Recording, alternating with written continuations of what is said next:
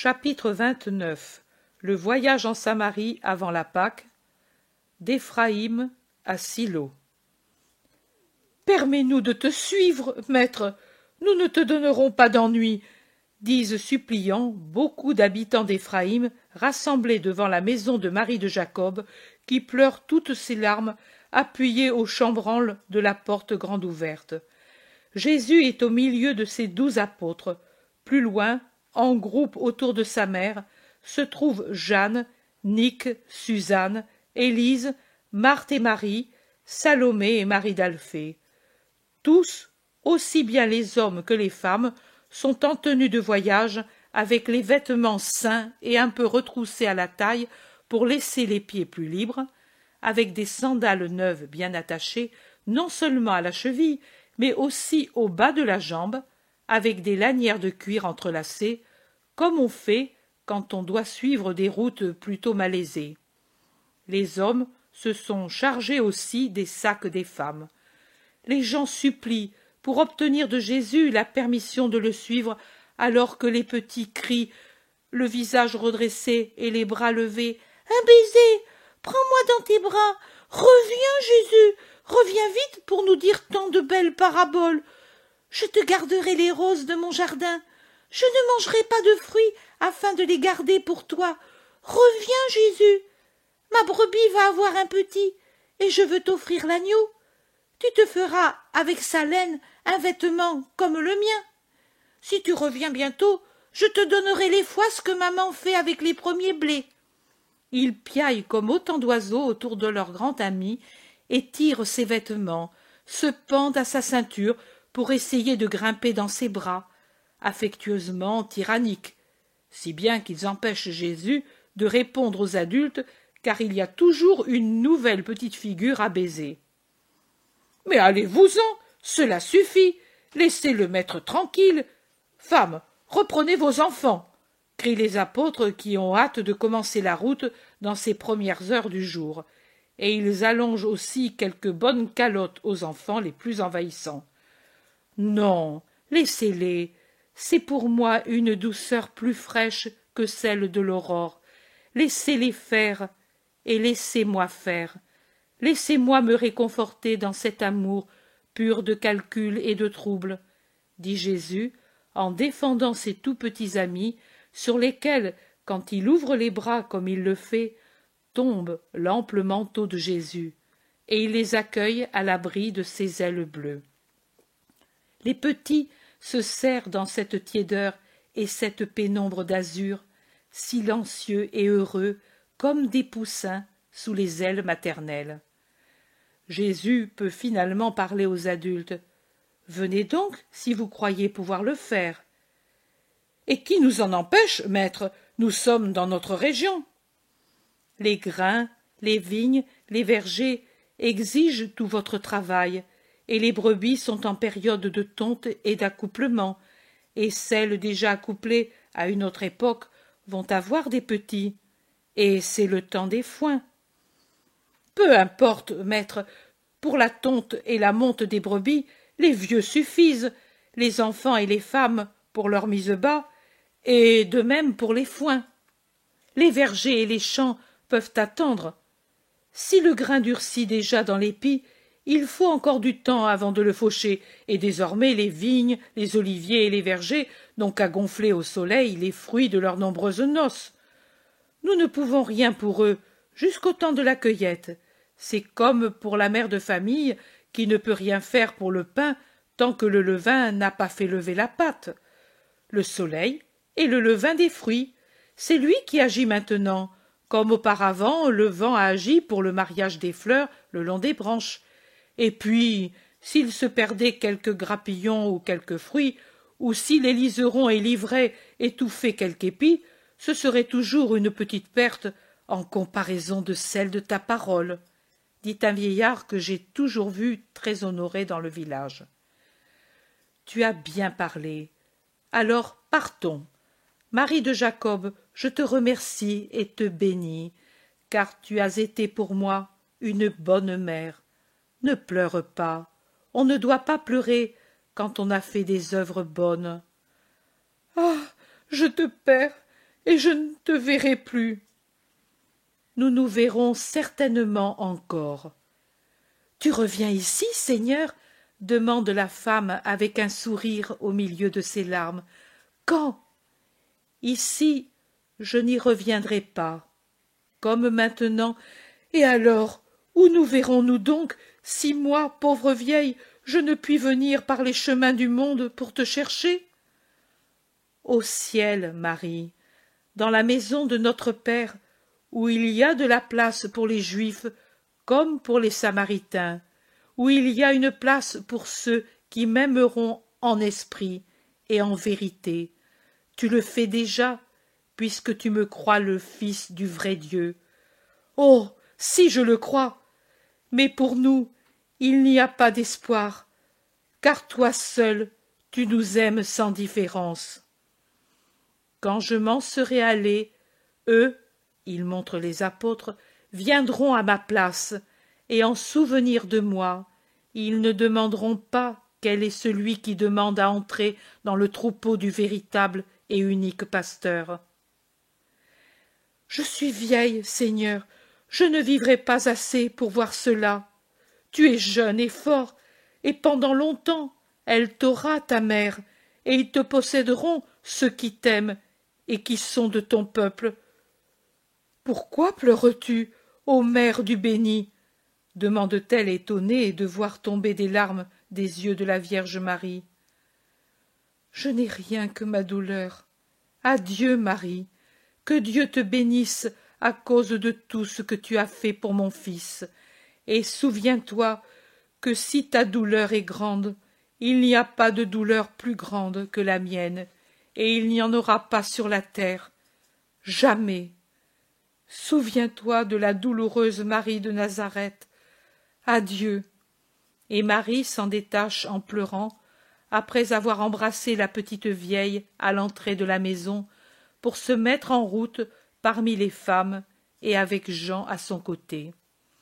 Jean, qui lui dit, un peu courbé selon son habitude et le visage levé pour regarder celle à laquelle il parle, « Ne pleure pas ainsi, Marie, si beaucoup le haïssent, beaucoup l'aiment, ton Jésus.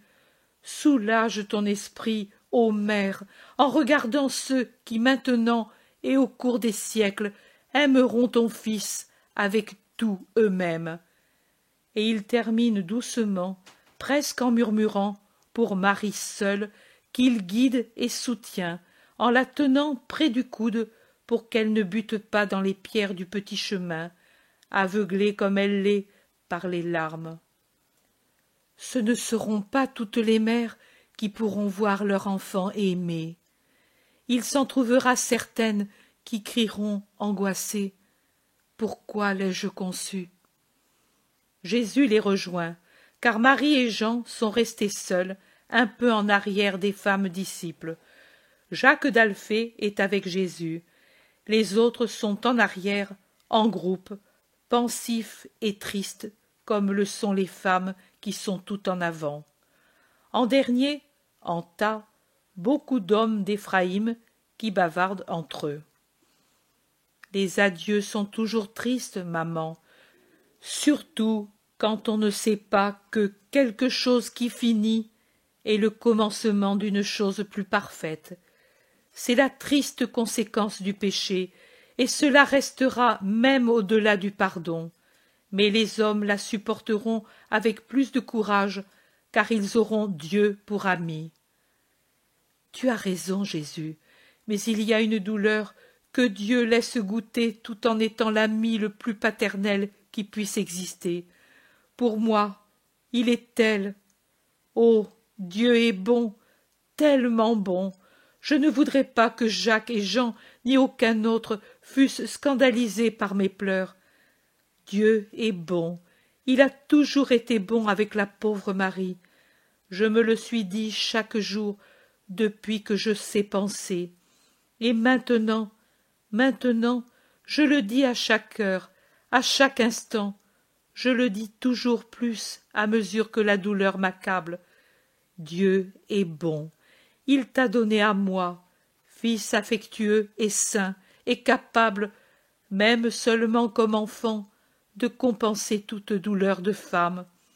Il t'a donné à moi, pauvre jeune fille, élevée au rang de mère de son Verbe incarné.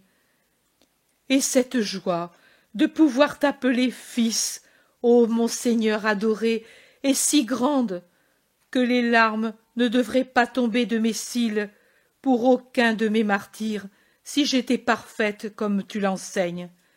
Mais je suis une pauvre femme, ô mon fils, et tu es mon enfant. Et quelle est la mère qui puisse ne pas pleurer quand elle sait que son enfant est haï, et elle le sait? Mon fils, secours ta servante. Certainement, il y avait encore en moi de l'orgueil quand je pensais être forte, mais alors le temps était encore éloigné. Maintenant il est ici, je le sens. Secours-moi, Jésus, mon Dieu. Certainement, si Dieu me laisse souffrir ainsi, il y a un but de bonté pour moi, car s'il le voulait, il pourrait me faire souffrir seulement de ce qui arrive. Lui t'a pourtant formé ainsi dans mon sein, comme il n'est pas de comparaison pour dire comment tu as été fait. Mais il veut que je souffre, et qu'il en soit béni, toujours. Mais toi, Jésus, aide-moi, aidez-moi tous, tous, car c'est une mer tellement amère, celle où je me désaltère. Jésus dit, disons la prière, nous quatre, nous qui t'aimons de tout notre cœur, maman. Ici, ton fils, et Jean et Jacques qui t'aiment comme si tu étais leur mère. Notre Père qui es aux cieux. Et Jésus, conduisant le petit cœur des trois voix qui le suivent en sourdine, dit tout entière l'oraison dominicale, en appuyant beaucoup sur certaines phrases telles que « Que ta volonté soit faite », « Ne nous induis pas en tentation ». Puis il dit « Voilà, le Père nous aidera pour faire sa volonté, même si elle est telle que notre faiblesse d'humain pense ne pouvoir l'accomplir, et il ne nous induira pas dans la tentation de penser qu'il est moins bon, car pendant que nous boirons le calice très amer, il nous donnera son ange pour essuyer, par un réconfort céleste, nos lèvres abreuvées d'amertume. Jésus tient par la main sa mère qui a lutté courageusement avec ses larmes pour les refouler au fond de son cœur. À leur côté, près de Marie, Jean. Près de Jésus, Jacques d'Alphée. Les deux apôtres les regardent émus. Les femmes disciples se sont retournées parfois en entendant Marie pleurer, et les quatre qui priaient, mais elles se sont abstenues de les rejoindre. En arrière, les apôtres se sont demandé « Mais pourquoi pleure-t-elle ainsi, Marie ?» J'ai dit les apôtres, mais je veux dire tous, sauf Judas de Kériote, qui avance un peu isolé et très préoccupé, presque sombre. Si bien que Thomas le remarque et dit aux autres « Mais qu'a Judas pour être ainsi? On dirait quelqu'un qui va à la mort. » « Il a peut-être peur de retourner en Judée, » lui répond Matthieu. « Moi? Que t'a dit le maître pour l'argent ?» demande le zélote. « Rien de spécial. Il m'a dit « Maintenant nous revenons à la première situation. Judas le trésorier et vous distributeurs des aumônes. Pour les dépenses, les disciples veulent y subvenir. Cela ne m'a pas semblé vrai. J'en ai tant manié de l'argent que je l'ai pris en haine. Et elles s'occupent bien de nous, les femmes disciples. Ces sandales si bien faites, on ne dirait même pas que l'on marche en montagne. Qui sait combien elles coûtent? Dit Pierre, en regardant son pied chaussé de ces sandales neuves qui protègent le talon et la pointe des pieds et soutiennent la cheville avec les fines lanières de cuir. André dit « C'est Marthe qui y a pensé. On voit sa main riche et prévoyante. Les autres fois, on les liait aussi de cette façon, mais ces ficelles étaient un supplice. On ne perdait pas la semelle, mais on perdait la peau de la jambe. Et on se blessait les doigts et les talons. Voilà pourquoi celui qui nous suit les portait toujours ainsi, dit Pierre en montrant Judas de Kériote. La route monte, monte vers la cime du mont. Quand on regarde en arrière, on voit Éphraïm toute blanche dans le soleil, et elle paraît déjà en contrebas par rapport à ceux qui avancent. Puis, les apôtres se fondent avec les femmes disciples pour les aider à franchir le sentier très rapide à cet endroit. Et même Barthélemy, resté en arrière, dit à ceux d'Éphraïm: « Vous nous avez montré un sentier malaisé, amis. » « Oui, mais une fois passé ce bois, il y a une route commode qui en peu de temps mène à Silo. Vous pourrez alors vous y reposer plusieurs heures au lieu d'arriver à la nuit par un autre chemin, répond quelqu'un. Tu as raison, plus le chemin est fatigant et plus vite il mène au but. Ton maître le sait, aussi il ne s'épargne pas. Ah, nous ne pourrons oublier, surtout qu'il nous a comblés de bienfaits en ces derniers jours, après avoir entendu certains de notre région qui l'ont insulté si injustement. Lui seul est bon, et aussi il comble de bienfaits même ceux qui le haïssent. Vous ne l'avez pas haï? Nous, non, mais il y en a tant d'autres aussi que nous ne haïssons pas, et pourtant nous sommes haïs sans raison. Agissez-vous aussi comme lui agit, sans peur, et vous verrez que... Et vous, pourquoi ne le faites-vous pas alors? C'est la même chose. Nous d'ici, vous de là, au milieu une montagne. Celle élevée par une commune erreur. En haut, notre commun Dieu. Mais pourquoi alors, ni vous, ni nous, ne montons-nous pas la pente pour nous trouver là-haut, aux pieds de Dieu, et proches les uns des autres? Barthélemy comprend le reproche qui est juste, car lui, dans sa vertu indéniable, a la hantise bien forte d'être israélite, et il est inexorable pour tout ce qui n'est pas Israël. Il détourne la conversation sans répondre directement.